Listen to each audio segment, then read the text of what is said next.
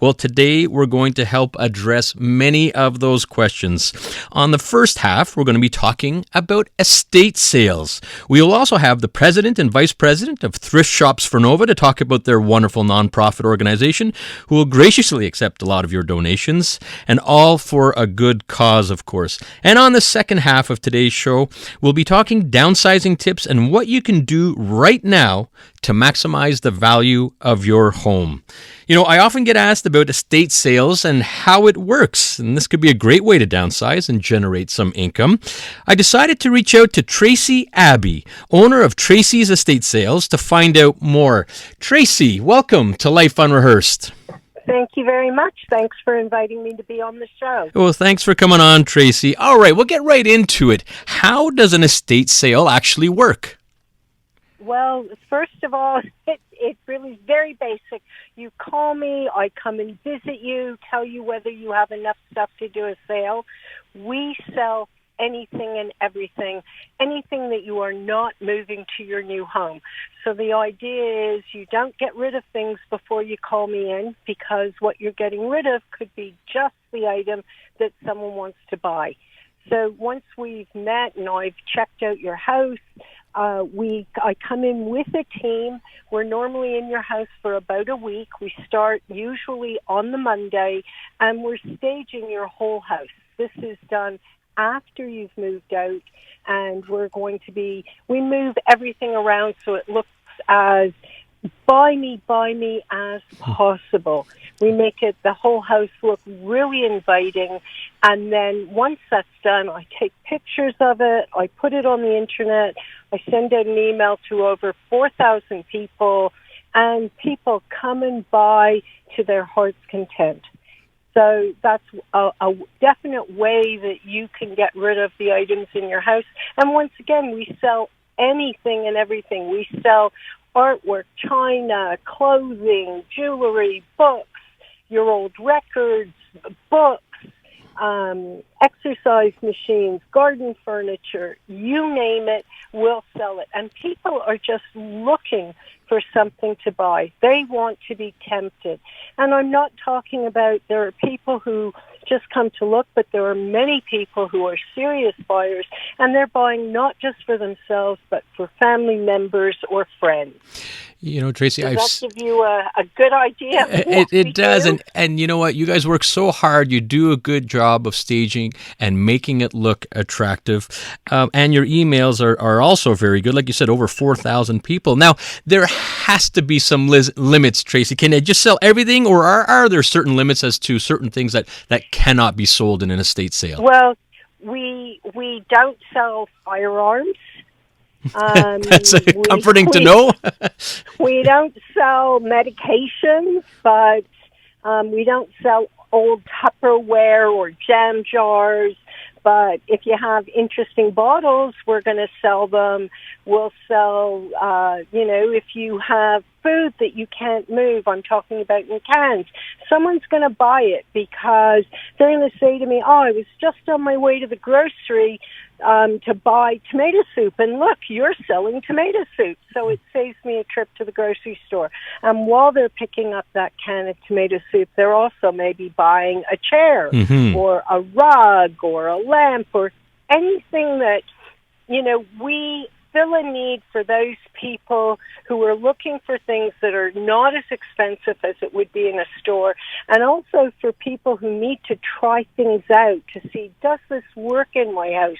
Whereas if they go buy it in a store, it's not that you have to keep it if you buy it from me, but you're paying a much lower cost for that item. Right. We are way less expensive than buying a dining room set in a store.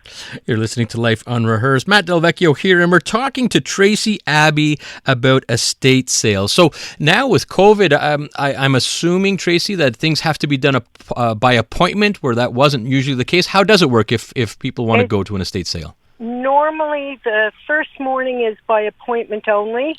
And then after that, people can come in as they want. We don't allow more than a certain amount of people in the house at a given time, and everybody must wear a mask. You can't come in without a mask. There'll be liquid at the front door for you to wash your hands as you come in, and we're very careful. I don't want to tempt fate, but we've been working all through COVID, and so far we've had no one get sick. We've all been doing very, very well. Oh, very good. And like you said, the early birds get the appointments, and that obviously the pick of the litter, the better stuff probably goes early. Now, the big question, Tracy, is what does it cost to have an estate sale? Basically, when you hire me, first of all, you never put your hand in your pocket at the beginning. You hire me, we can sign a contract if you want. It's a gentleman's agreement. We get a $900 fee for doing the sale. We get 20% of what we sell for. Having said all that, if I come to your house and I say, you just don't have enough here to warrant me doing a sale for you, I'm not going to let you hire me just for the sake of it.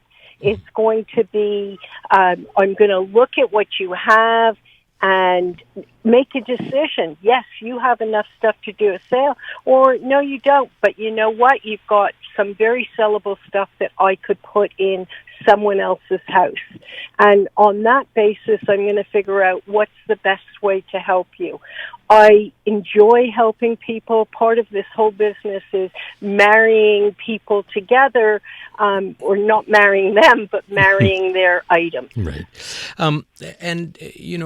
I guess, do you actually get to the point where you're tagging items, taking pictures? Is that all done as part of your services? It is. We anything that comes from another house into your house is going to be tagged with a dot so that I know it came from someone else. Mm-hmm. All the items in the house, I would say to you, at least 90% of them are priced. Certainly I'm not going to price every piece of clothing or every single pocketbook or record. Some things have, it's known that books cost between this amount and this amount. And when you get to the checkout, I'll tell you how much it is. But items have prices on them. If you see the price and you're going, that's okay, I want to pay that, you take the price tag off the item and come up and show it to me, and we mark the item sold. There is no bargaining when we open. Mm-hmm. So you can rest assured that we are not giving away your items. We're getting the most money possible. It's really a case of finding a price that the person I'm selling for is going to be happy and the person who's buying the item is going to be happy. And we need that happy medium price. Right.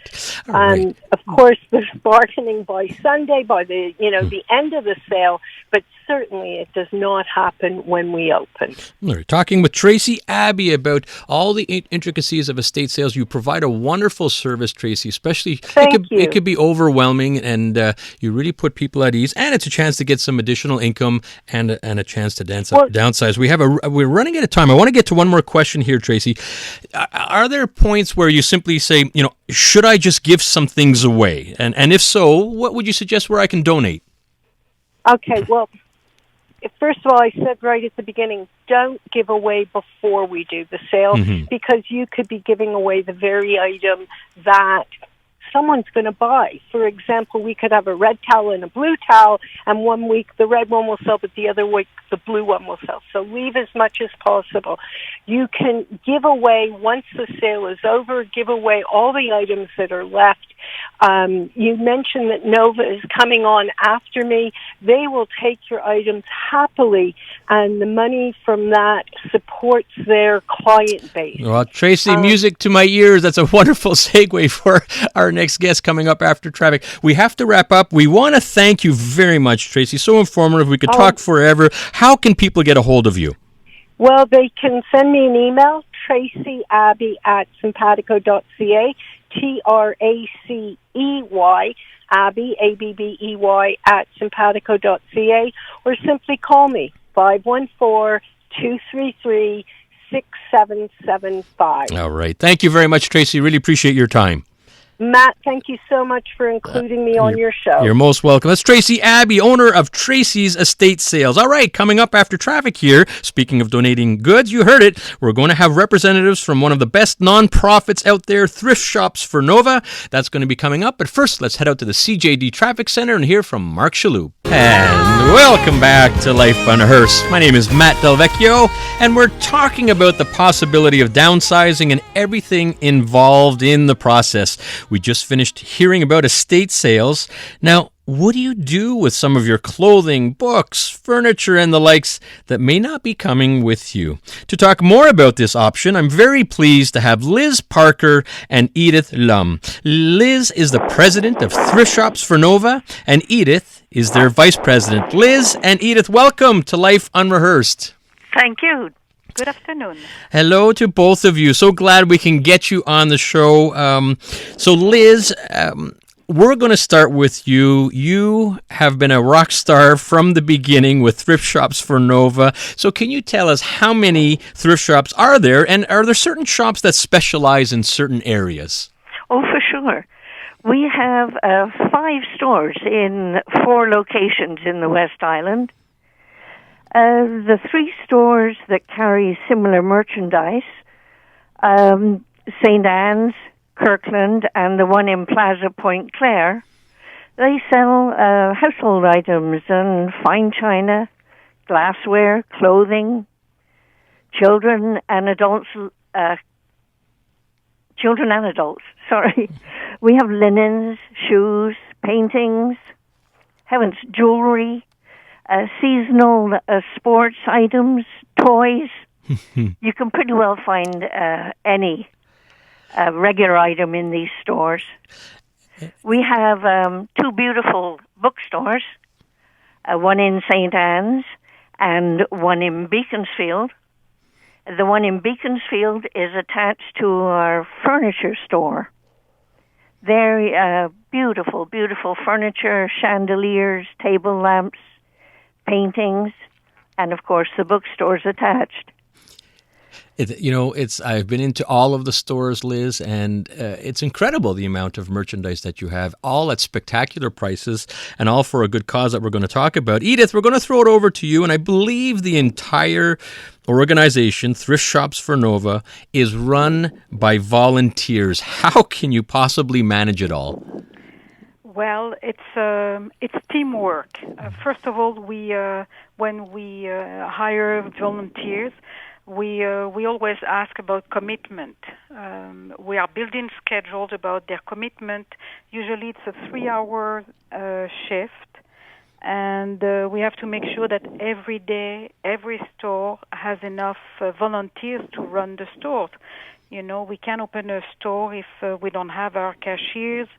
We can't. We need our sorters too, people receiving the goods.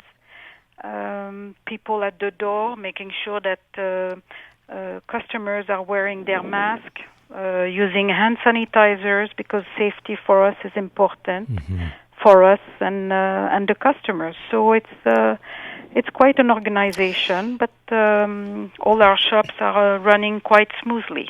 And quite an organization. It is amazing to think that it's all run by volunteers. A lot of management behind the scenes. And COVID, let's face it, the pandemic has affected. And you guys have adapted so well.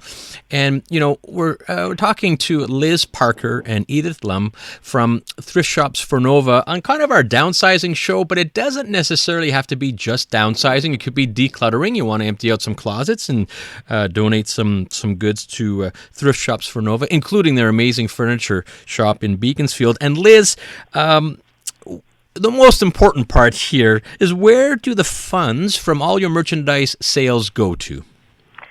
Well, we're independent supporters of Nova Health West Island. It's an absolutely wonderful organization, and it's always been our goal to donate our funds in this way. And Matt, I'd like to tell you, we've given Nova over $9 million over the years.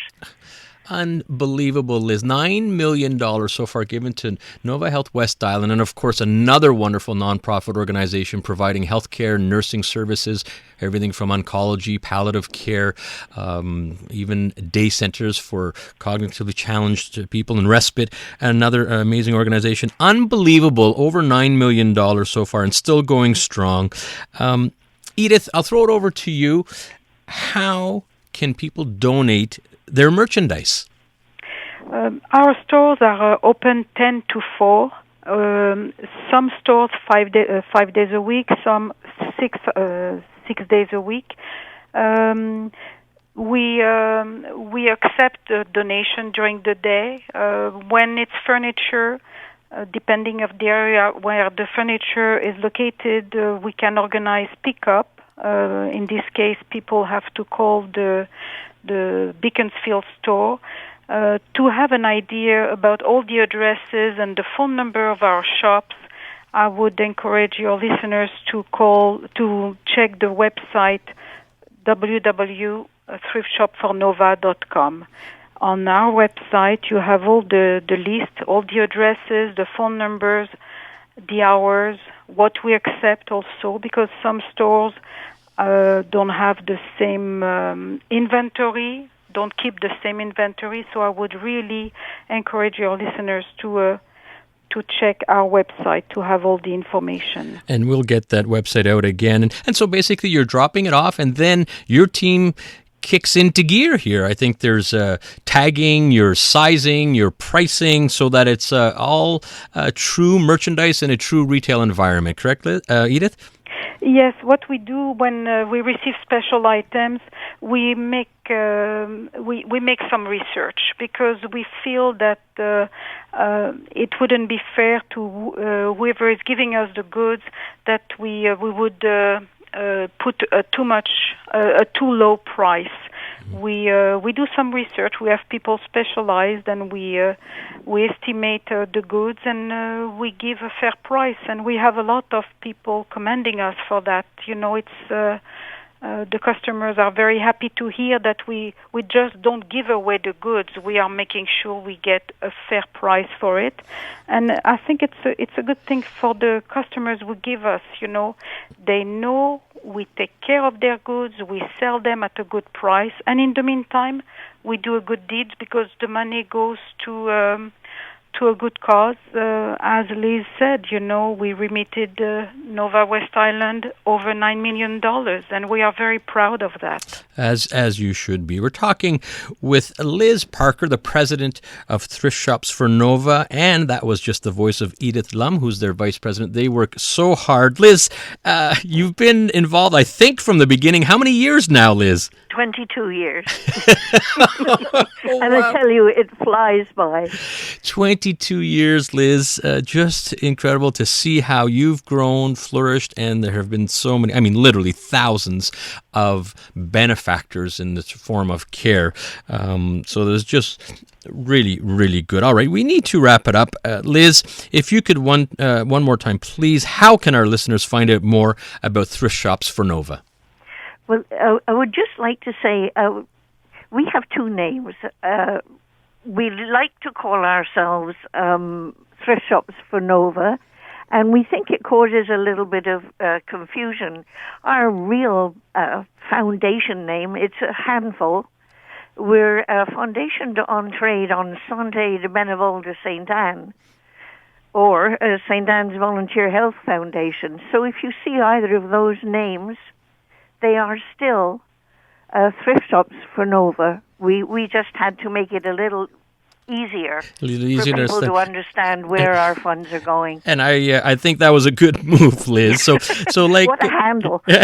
and so like Edith and Liz said, just simply Google, look up Thrift Shops for Nova. They've got a wonderful website. All the addresses is there, and what you could donate. Now we have to run out. However, you have a Mother's Day special, I think, coming up next weekend, don't you? Yes, we do. We're making a special for, of course, all the special mothers out there of clothing and paintings in the stores. Amazing. And at some great prices, great merchandise. Check them out. Nova Thrift Shops for Nova. Thank you, Liz and Edith, for coming on to Life Unrehearsed. Oh, it's our pleasure. Thank you. Thank you very much. You're very welcome. Liz Parker, Edith Lum from Thrift Shops of Nova. Please support them. You guys are just saints doing incredible and tireless work for a great cause. All right, coming up on Life Unrehearsed.